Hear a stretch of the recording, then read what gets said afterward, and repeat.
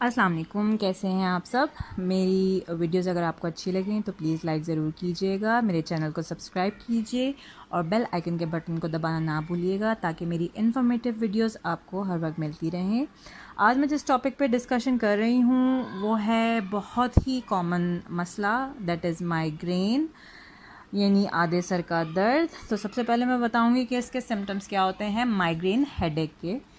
आधे सर में दर्द हो रहा होता है, अमूमन किसी भी एक साइड पे दर्द हो रहा होगा या कभी कभी दोनों साइड्स पे भी दर्द हो रहा होता है। और दर्द कैसा होता है, जैसे कोई पल्स आपकी टिक टिक कर रही है, जिसे थ्रॉबिंग पेन कहते हैं। और वो टिक टिक ऐसी होती है कि आपके जो नॉर्मल रूटीन है वो बहुत डिस्टर्ब करती है उसमें।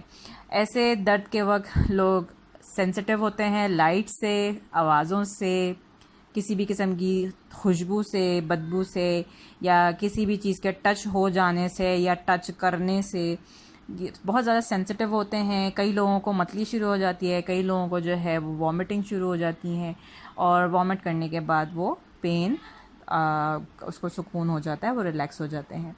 तो ये तो था माइग्रेन हेडेक के सिम्टम्स। मैं अब यहाँ पे मज़ीद डिस्कस करूँगी माइग्रेन अटैक क्या होता है।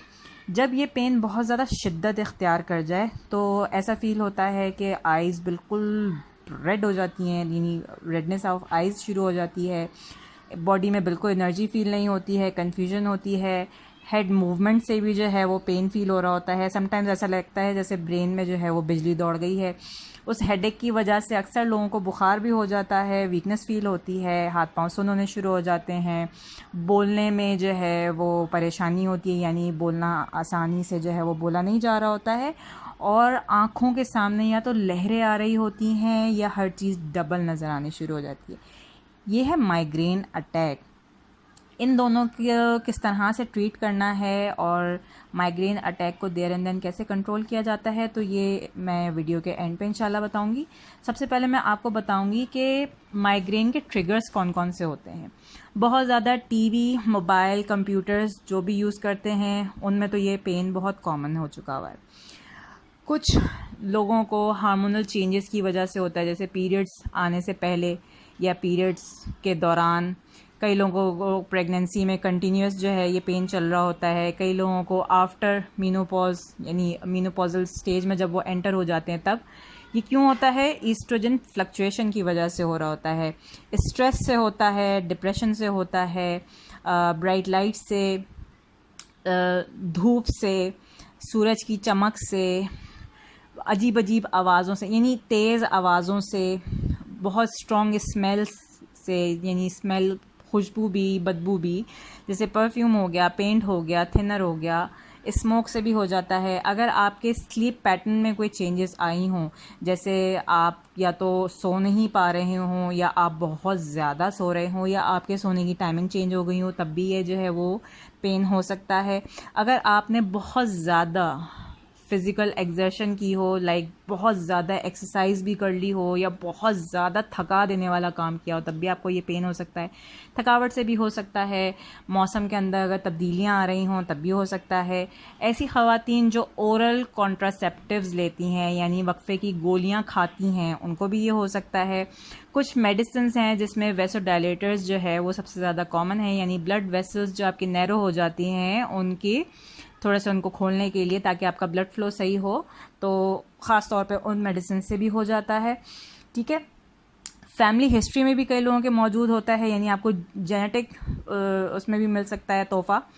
ठीक है। और अमूमन ये ख़वातीन में 30 साल की उम्र के बाद भी स्टार्ट हो सकता है और डिहाइड्रेशन और दूसरी वजहों की वजह से पहले भी हो सकता है, लेकिन लड़कों में ये ज़्यादा होता है, लड़कियों में इतना नहीं होता है और ख़वातीन में ज़्यादा होता है। ठीक है। तो ये तो ट्रिगर्स थे। अब मैं आपको बताऊंगी कौन से फूड्स हैं, ऐसे कौन से खाने हैं जो आपको माइग्रेन कर सकते हैं। तो वो है चीज़, पनीर। सबसे ज़्यादा इसमें कॉमन है पार्मेज़ान चीज़ यानी ओल्ड चीज़, जो प्रोसेस की जाती हैं और कई सालों तक उसको रखा जाता है, that is FITA cheese, blue cheese और पार्मेज़ान चीज़। ये तीनों चीज़ जो है इससे भी माइग्रेन अटैक्स, माइग्रेन हेडेक्स होते हैं। और जिनको चीज़ से माइग्रेन होता है उनको बनाना भी सूट नहीं करता, यानी केले से भी उनको माइग्रेन हेडेक हो सकता है। अच्छा, नमकीन खानों से होता है, प्रोसेस फूड से होता है, स्वीटनर्स, एस्पार्टेम। एस्पार्टेम क्या है? ये आपके जितने भी शुगर फ्री कोल्ड ड्रिंक्स और इसमें आता है शुगर फ्री च्युइंगम्स, तो इसमें एस्पार्टेम है, इससे भी हो जाता है। चाइनीज़ सॉल्ट से हो जाता है, प्याज से हो जाता है, अंडों से हो जाता है, टमाटर से, डेयरी प्रोडक्ट्स से, गंदम से, पास्ता से, ब्रेड प्रोडक्ट्स से, सिट्रस फ्रूट्स में आपके पाइनएप्पल है, ऑरेंज है, लेमन है, ग्रेप फ्रूट है, ये सारे आपके सिट्रस फ्रूट्स काउंट होते हैं। नाइट्रेट्स जो खानों में मौजूद होता है, जो आपके ज़्यादातर प्रोसेस्ड खाने हैं, जिसमें प्रोसेस्ड मीट सबसे टॉप पे है, उससे भी हो जाता है। कैफ़ीन यानी चाय और कॉफ़ी ज़्यादा पीने से भी होता है, चॉकलेट खाने से भी होता है, नट्स से, जो लोग अल्कोहल जो है वो यूज़ करते हैं उनको भी हो सकता है, अचार से हो सकता है, फ्रोज़न खानों से हो सकता है। तो ये सारे वो फूड्स हैं जो माइग्रेन हेडेक कर सकते हैं, ठीक है। अब मैं आपको बता रही हूँ कि इसके लिए कौन सी चीज़ें खानी चाहिए, यानी पेन सेफ फूड कौन से हैं। तो ऑरेंज, येलो और ग्रीन वेजिटेबल्स ज़्यादा से ज़्यादा यूज़ कीजिए, ठीक है। और पानी ज़्यादा पीजिए। मैं यहाँ पे 2 चीज़ें जो है वो आपको बताना भूल गई हूँ। वो ये है कि अमूमन जो सबसे कॉमन ट्रिगर है, यानी ये तो चीज़ें सारी बाद में आती है, जो सबसे कॉमन ट्रिगर है वो है डिहाइड्रेशन, ठीक है, और खाना स्किप करना या रोज़े रखना या खाने के दरमियान लंबे लंबे गैप्स देना। अमूमन मैं जब माइग्रेन को ट्रीट करने लगती हूँ तो मैं सबसे पहले ये 2 सवाल लाजमी करती हूँ कि आप पानी कितना पीते हैं और आप खाना कितना खाते हैं।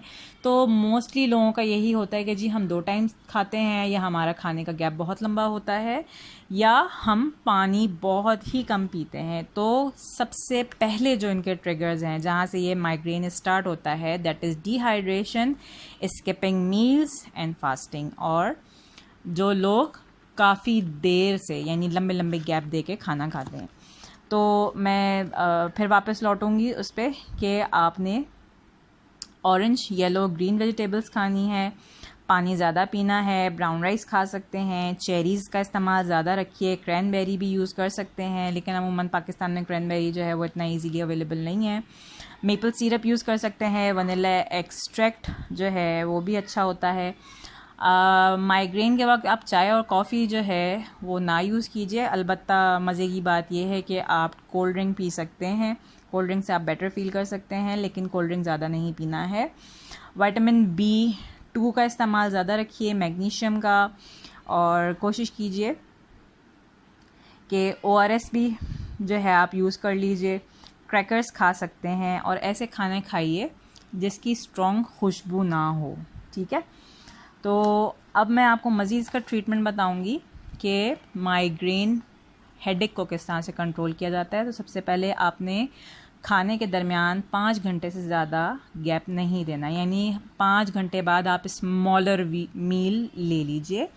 पानी कम से कम 12 ग्लास लाजमी पीना है। दही की पतली लस्सी, यानी आपने जैसे 1 गिलास पानी के अंदर आपने 1 टेबलस्पून बग़ैर मलाई के आपने दही मिक्स की और वो पी ली, तो दिन भर में ये ज़्यादा से ज़्यादा यूज़ कीजिए। और ब्राइट लाइट्स जो है उसमें ना बैठिए, कोशिश कीजिए अंधेरे कमरे में जाके लेट जाइए। ये जितनी भी चीज़ें मैंने आपको जितने भी ट्रिगर्स बताए हैं इनसे दूर रहिए। फिर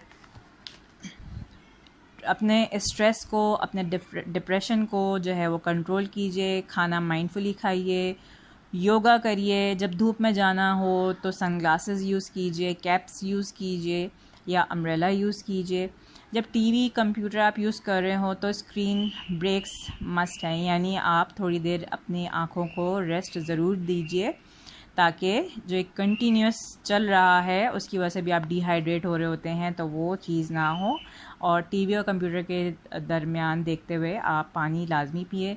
मोबाइल्स की जो ब्राइटनेस है उसको डल रखिए, ठीक है। और जो मैं आपको बताने जा रही हूँ कि माइग्रेन अटैक को किस तरह से कंट्रोल किया जाता है, यानी खुदा न खास्ता अगर आप देखें कि माइग्रेन हेडेक इतना शदीद बढ़ चुका है कि आंखों में रेडनेस आ चुकी हुई है और बंदा जो है वो अपनी हेड मूवमेंट से भी पेन फील कर रहा है, तो आपने उसी वक्त पानी ज़्यादा से ज़्यादा देना है या ORS आपने ज़्यादा से ज़्यादा देना है, यानी 1 लीटर आप दे सकते हैं, ठीक है, लेकिन एकदम से नहीं पिलाना है उसको, थोड़ा थोड़ा करके उसको पिलाते जाइए। और डायरेक्ट फ़र्श पे, यानी कोई कारपेट नहीं, किसी किस्म की कोई जो है वो कोई कपड़ा ना हो ज़मीन के ऊपर, डायरेक्टली उस बंदे को फ़र्श पे 1 मिनट लगातार सजदा करवाइए, ठीक है। 1 मिनट बाद फिर थोड़ा सा गैप दीजिए, फिर थोड़ी देर बाद फिर 1 मिनट लगातार सजदा करवाइए। फिर इस तरह से आप कोई 4-5 दफ़ा इस तरह से करेंगे तो ये कि वो ब्लड सर्कुलेट होगा और जो डिहाइड्रेशन की वजह से ये सारी प्रॉब्लम हो रही होगी वो देर एंड देन कंट्रोल होगा।